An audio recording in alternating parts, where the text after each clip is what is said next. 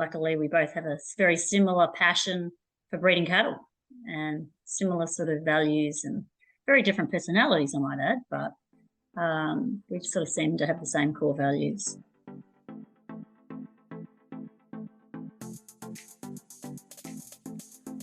G'day to those who farm it, service it, or just love it. If you're out there listening to this podcast and want to give us a plug in your circle of mates and family, or even on your socials, don't forget to share this. It's actually getting a lot easier now, but thanks for listening in to Farms Advice, and this is going to be another cracking episode. Let's get into it. Well, we're recording now. Wendy, welcome to the Farms Advice podcast. Great to have you here in the studio with your lovely looking bulls behind you. Thanks, Jack. It's a big honour to be asked to come on the podcast. So, yeah, thank you for taking the time and interviewing me. Great stuff. And even better to get someone up from around your neck of the woods, also running a cattle stud. I don't think we've had a cattle stud on the podcast yet, so that would be good to see. But where we met was at the Red Meat Ambassadors program, and I'm endeavouring to get everyone on there just to see their side of what red meat is, but also your side of farming and what that entails. Where did you come from and what are you up to currently? But before we get going, Wendy, tell us a little bit about yourself, your background. Where did it all start out for you and how did you end up here? Okay, so I grew up basically in the Riverina down Jerilderie on another stud enterprise, which was short on cattle, and it was just my mother and my two brothers. So we went to do a lot of hard work at a very young age and didn't do holidays, didn't do any of that sort of stuff. But so my passion for cattle has probably started then. I mean, I bought a cow when I was about 8 years old for $10, and I thought that was a lot of money, and it was a lot of, the Tooth Fairy piggy bank savings. But so I had a real passion for cattle back then, and we did a lot of showing and things like that.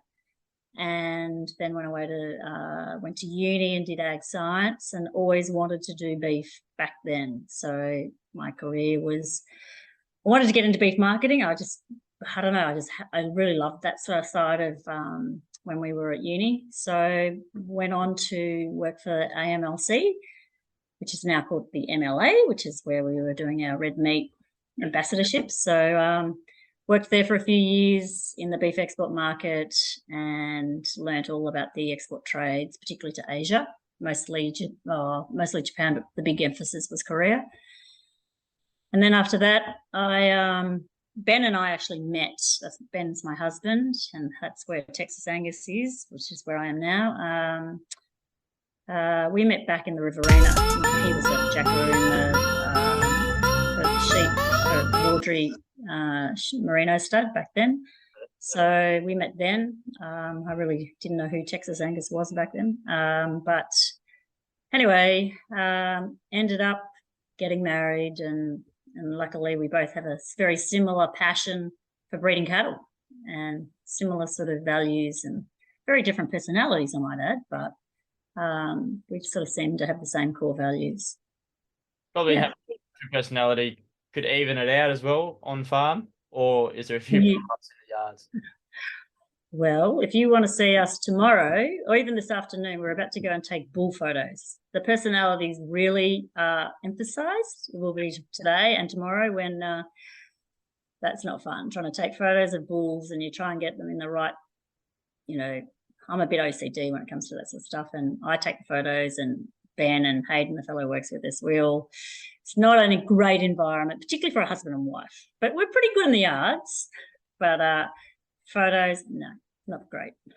We go through the exact same thing with our stud rams as well. With my partner, I take the photos and you just assume that they're going to be there to sort of push them up, nudge them in the right direction.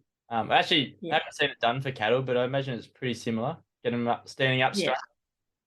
Yeah, it'd be the same, exactly the same. It's sort of, looking at trying to get that physical phenotype shown as best you can for the future buyers. Beautiful. So, Wendy, you had a pretty sort of similar journey all the way through and coming back to your cattle roots and linking up with Ben as your partner now and joining the Texas team there. what's the farm operation look like now? Who's involved and what's the enterprise? So we've probably got about 800 cows now. And they're all stud cows. The drought pretty much we had to sell all the commercials out of the operation. So now we're focused heavily on just the seed stock side of it. And so it's basically Ben and I, Hayden Chappell, who is our stud, he's our cattle overseer. He's been with us for nearly 6 years.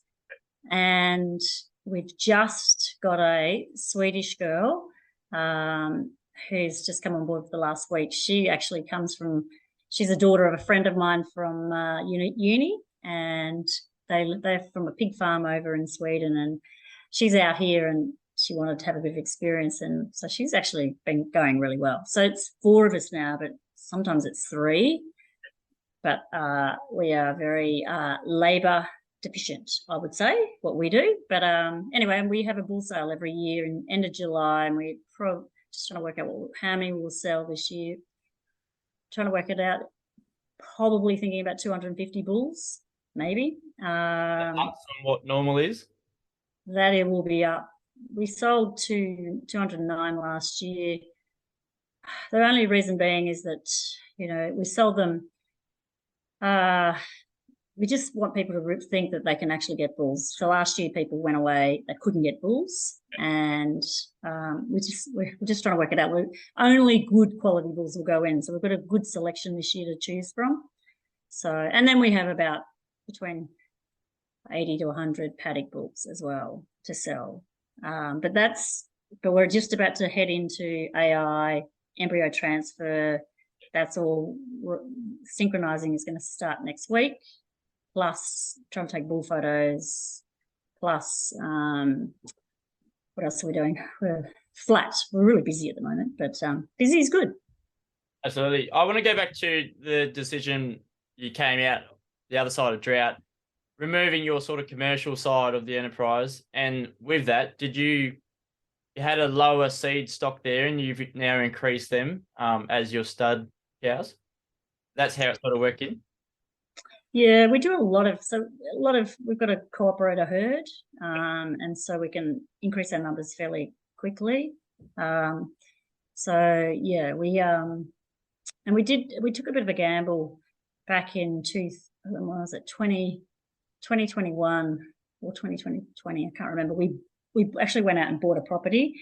We'd been doing a lot of leasing and paying a lot of that. We thought with interest rates being so low back then, we thought, right, well, this was a good time to get in. And so then we had to have a female sale as well on top of that. So we sold 300 lots in 24 hours it was 2021. And that was only with 3 people, which was, I think after that, I think Hayden nearly wanted to leave us after. He was so exhausted. We were all absolutely busted, but it was something we really had to do because the bank manager would have been throttling us, I think, at that stage. Anyway, but yeah, so that's but the drought definitely we had to get. We kept all our. We never sold one seed stock. Stud Angus cow. We kept them all. We tried as hard as we could to battle through the drought, and it paid off in the end. But that was the worst experience I've ever been through. Yeah, it's a pretty difficult time, especially for the studs that are trying to keep their genetics. Because we work so hard, maybe it's 50 years, but even 5-10 years, building up that genetic line, your progeny, you can't be done overnight, especially if you sell them and buy back in and try start again.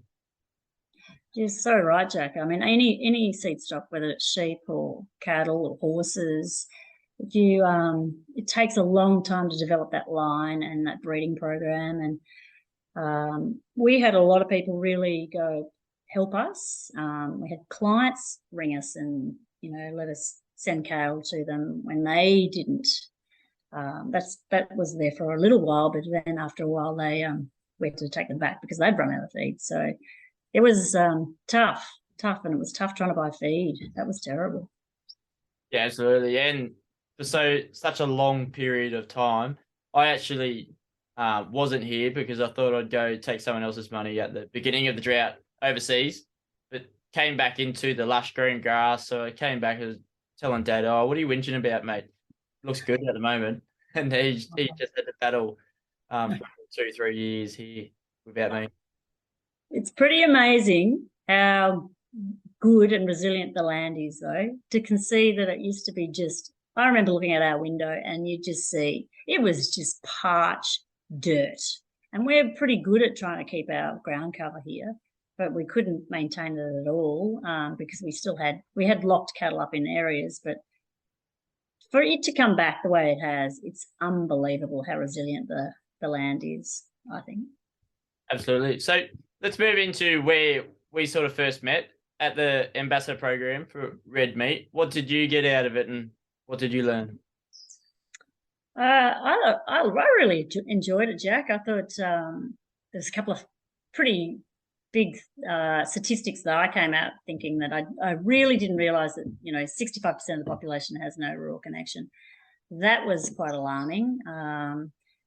And I recently was at the Sydney show, and just those sort of events are so important now more than ever to try and get that connection with our urban friends, our city friends. But yeah, I think the red meat ambassadorship is excellent. I think everyone should have, if they can apply, should have a go at it going, because you weren't only in the room with just other beef people. You were people like you with sheep, or we had goats in the room. We had chefs. It was such a diverse group of people, and I really liked it. I learned a lot out of it, and just understanding how to talk to some of these people who are probably a little bit more of alarmists, and trying to work through those issues. Working with the movable middle, as they say. Yeah. Yes. I think it was pretty eye-opening just to get the perspective of what the chefs are and what sort of information they're chasing to actually continue telling that story of what our food is and breaking that down. And there wasn't competition. There is competition throughout the industry with beef, lamb, to chicken, to other proteins and everything. But what was so good about that program is there's no bias in it at all. It's about the industry coming together and improving what we are doing as red meat, whether that be a lamb or beef steak on your plate. It really just comes down to improving what we do as an industry. Totally agree, Jack. And I think that, I think sometimes the Australian agricultural industry is a little bit segmented, I think. And if we can try and bring us as a whole, I always believe in people power. That is just got so much, people can just change things. And if we can get more people out there with these positive, we've got great stories. And, the chefs that we met, they love hearing all that, love seeing those photos that, you put out there, or all your videos and things like that. They love that story. And I think everyone loves a great story. And I think in ag, I think if we don't do it, no one else is going to do it. So we have to just get out there and have a real crack. And I think we were at a dinner at the RAS just the other day, and there was a guy from the Meat Advisory Council, and he was just telling us just the different issues that are out there. But he also did say that, for the Department of Ag, we're a user-based system for the Department of Ag, and we're the only one that have to do that. And I didn't realise that. All the other departments are funded by the government, whereas we're user pays. So, the ag area, what we do is, we're not given a free go at there's other departments that certainly get it's easier for them rather than what we get. But I think farmers are very resilient, and the whole sector. I always sort of see it as if we want to make a change, it's got to be us. There's no sort of assistance there when other industries may get some push for that, or financials put behind it as well. Like if it's a different industry to improve, whether it's fashion, such renewable sort of fashion, trying to minimize fast fashion, then also farmers becoming more sustainable and showing your story. If we want to do it, we have to make it there on our own 2 feet, to the consumer, to educate them, but then that's also taking time away from our real enterprise to actually improving it. Absolutely. Totally agree. So for the red meat industry, what do you think is the biggest opportunity currently at the moment? And let's be a bit specific with your cattle, with beef.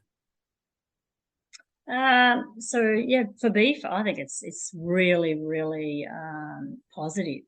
The world is just screaming for protein, and not only beef, it's for all proteins. Yes, at the moment we're seeing, a retraction in the prices, and look, last year was like a gravy train. It was just crazy, the prices, and there was it was just purely supply and demand, and people just didn't have the cattle after the drought. So now we're seeing it. There has been definitely a correction, but I think the actual beef prices are starting to come back up. Yep. I think the positivity in beef is exceptionally good, and I think for where we stand, we're really proactive, and if we're thinking of putting more bulls in the sale, then we're positive about the market. And yeah, look, I think so long as the seasons stay with us, if things start to get really hard, Jack, then in the season, then things might change a bit. But yeah, I think costs are probably our biggest problem at the moment, with how and everyone's going through that. Inflation has certainly changed things. So you've got to be really profitable, whatever you do now. And what we do is we look at profitability as our biggest driver, and that's what we do with genetics. Seriously look at profitability, and when we're breeding. So yeah, we're positive. Absolutely, and a great way to be. I didn't have it in our questions, but what sort of ag tech, or if any, are you using on your farm? So we're using a Gallagher system where we've been a bit antiquated, but we've just installed all of it now. So we're using a Gallagher TWR, I think it's called, and we're scanning everything. In terms of and we've been just put in water monitors on this new block. We've got water monitors up in all our tanks, so we can track our water, because there's nobody on this place, and so water, and it's all bores. So that's been a game changer for us. It just comes straight into our phones. All our stock information's on our phones now. All of us have got that. So technology is definitely creeping in with us, and if we can utilize more, we'll definitely take it on board. It's great.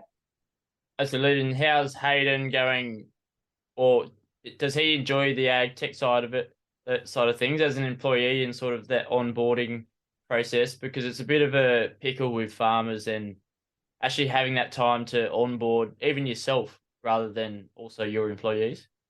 Yeah, no, out of the three of us, yep. Hayden and I would be the two tech people. Ben is, he's, he does a look. He looks at his phone with his waters and stuff like that. But a lot of the other, all the identification and stuff like that, both Hayden and I do that. So we cross each other off quite well, and and look, we're all online for accounting. So we use any receipts. They're all photo taken, uploaded through the cloud. It's all cloud-based. We're very cloud-based here. Xero? Sorry? You use Xero accounting software? Yep.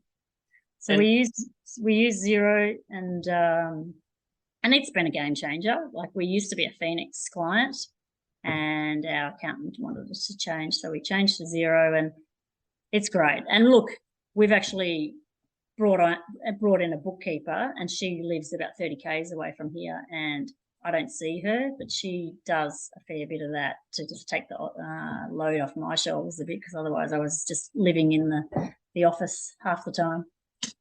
So I might actually have to write that down and send it over to the old man in an email, because I'm pretty keen to simplify the processes and actually put some time into the areas that need it most, rather than just doing the one finger sort of accounting in the office. You should do this. Do you use Xero? I do myself, but as a farm business, I think we're going to be moving to it pretty shortly. Yeah, it's just so good. And just any receipts that they do, like even Ben can do this. He just takes photos of his receipts, and that's all he has to do, and it's uploaded. Bang, it's gone. It's awesome. I think it's a good thing that you said that too, because a lot of farmers, like if you say tech on farm, they don't really look at the software that simplifies and saves us the most amount of time, but also works with the money as well, so you can improve and, like you said before, become profitable off the back of it. Absolutely.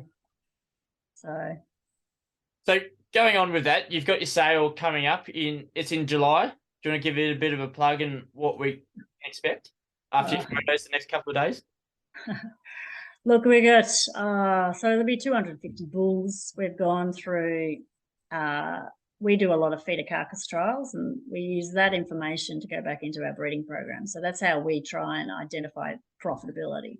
That's one of our biggest things, where we try and look at not only cow-calf producer, but we look at the backgrounder, the feeder, the processor, and then, the ultimate, the consumer. So we follow a lot of carcasses through these trials, and we do them sort of from northern New South Wales into Queensland. And so a lot of the bulls that don't fit the grade, we're pretty tough. We go down there, and we're not clipboard breeders. We go down there and we just look at phenotype first, and we definitely cull out first on that, and then we'll maybe bring in the if they don't make the grade, even if they're the highest marbling bull or whatever, doesn't matter. We'll cut them if they're not right. And so so then they go through again another process, and we'll go give them and we scan it. We scan, and we also do genomics as well, just about on a fair whack of the bulls. All the females are getting genomics, so our data is pretty it's pretty good. So, and then we'll go through them again, and then we'll class out the sale bulls, which will be the best bulls that we've got. So it's done on type and pedigree and performance, and definitely profitability. So we're right into all of that. But yeah, so we have an open day 3 weeks before I think it's the 7th of July. And then there's the bull sale. Like a sale?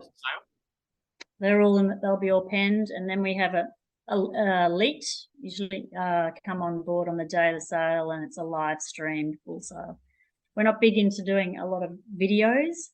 I know a lot of people do that, but we really promote the idea of we want people to come and see and compare, and just because single videos you can't compare, but it's a great way of showing people who can't make it. We have a lot of people come on the open day, and then they don't come on the sale day. Just purely they just bid online. Yep. So online's been that's been another big tech advantage since COVID. It really probably saved a lot of people in their ram sales, bull sales during COVID times. Absolutely. We probably saw like a big spike in the beginning, that it flatlined out, and then really now after COVID, I don't know, maybe 50% on there of bids sort of stuff. Yeah, well, I reckon for the sale, when we had a bull sale the day before and then a female sale the next day, 80% of the bulls would have been sold to people on the day, yep, and 20% online. And then for the female sale, it was completely the reverse. It was 80% online and 20% in the crowd. So quite different. Yeah, absolutely. Probably more so because of restocking sort of stuff, or just the. Was your female sale individual?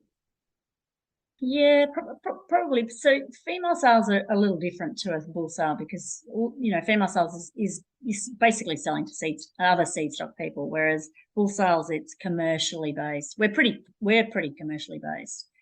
So they went everywhere, all around Australia. And so people couldn't. And it was sort of COVID-y. We were still in that COVID, coming out of COVID. So there was still a little bit of hesitancy of traveling. So, but with bulls, majority of our bulls go Queensland. It's usually Queensland, New South Wales. But Australia-wide, they'll go everywhere. They'll go to Western Australia, Tasmania, wherever. But Queensland and northern New South Wales are pretty strong.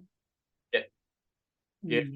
Well, to round this podcast out with the next couple of questions, for the next guest coming onto the show, you don't know who they are, but you can get the opportunity to ask them one question. What would that question be? So they're ag people, I'm assuming? Yeah, most likely a farmer. Most likely farmer. Okay. I would like to say to them, how are they going with their labour? Are they finding it difficult to employ somebody? Because we find it, and we're just not the only ones. There's people everywhere around here screaming for workers, and they just can't get them. Yeah, it's the same everywhere. Even in town in Dubbo here, people are yelling out for whoever they can sort of get their hands on. Yeah. But where is it? Where are the people gone? I don't understand. It's just crazy. Yeah, it's like they just dropped off the face of the earth, really. Hmm. Very good. Well, that's a great question. And your question is, what's the long-term goal in the business? So long-term goal. Okay, so we're big probably into sustainability, and we would like to leave at the land in a better place than when we got it. So that's one of my big goals is just to see improvement in soils, pasture, and just that holistic management. And with the cattle, we've got such a passion for it. We love doing what we do. We love breeding cattle. That's probably my favorite thing, is breeding cattle, and the whole marketing side of it. Look, that's a big part of it, but I do love breeding cattle. And when you can see a big run of bulls or heifers, and there's hardly any that you have to pull out because they just don't make the grade, that's a big tick. Love that. And you can walk through them, and they're quiet, and they're that I think that's probably a big goal for me, and probably to see the journey, whether our kids come home, I don't know whether they'll do that or not. They all seem very keen on ag. But yeah, it'd be nice if it did keep going, but if it doesn't keep going, that's life, I guess. How old are the kids now? So we've got nearly a 21-year-old, a 19, and nearly a 16. So they're all getting a bit older. The average age for kids to return on farm, as a fun fact, is 27. So you've got a few more years. Yes. That age. Well, we've all told them they've got to go and do their own thing till at least 25. That's the rule. They've got to go out and do whatever they want to do, get a trade, a degree. That's our rule. But I'll tell you what, Jack, when they come home for holidays and things like that, it's fantastic. And then when they leave, it's just like, oh, we're working flat out again. But anyway. I get it. But Wendy, for this episode, what would be one piece of farm's advice you'd like someone else to take away from this episode? I think out of the episode, if people any farmer, tell your story. Hop on a social media platform and don't be frightened of it. People love listening or love seeing images and farm stories. And if we could do that, people power of ag is going to pave the way for us. And if we don't sell our story, no one will. Absolutely. I think that's a big one, and especially for studs, getting out there. And if you put 2 pictures up of your bulls or your rams and you think that's too many, put 3 up and see how it goes. I don't think you can have too many. We're keen to see more of it, to see what you're doing as internals, but also I think it's exciting to see where our meat comes from, especially going through that ambassador program there with MLA. Good. Yeah, it's great. And look, you're a great example, Jack, of how you can just put that message out. You're doing great things for ag, so well done. Hands down to you. I think you're doing a great job. I appreciate it. So, Wendy, for anyone looking to see what you're up to, as you said, get on there and tell your story. What's your story and how can we find that? What's your Instagram handle? Okay, so we're on Texas Angus on Instagram. We're also on Facebook, sort of on Twitter when I remember. We've got a web page, which has just been upgraded. It's quite good. There's a few things to fix up with it, but our web page is a good way to get on. And yeah, follow us on Facebook and Instagram. It's regularly updated. We do a lot, and my children always try and teach me how, or tell me that I'm doing saying wrong things, and I probably am. I'm pretty hopeless at it, but I still have a go. Beautiful. Well, I'll have those in the show notes so anyone can follow along to see what Wendy and the Texas team get up to. It'd be good to see. Thanks, Jack. Farms Advice episode does not stop here. Come and join the conversation on Facebook, Twitter, Instagram, or TikTok, and even join our Facebook group. Go to farmsadvice.com.au for more on this episode and spread the hashtag farmsadvice to your mates. If you can leave a review on Apple or Spotify, that will let other farmers find us too. But until then, see you next Tuesday.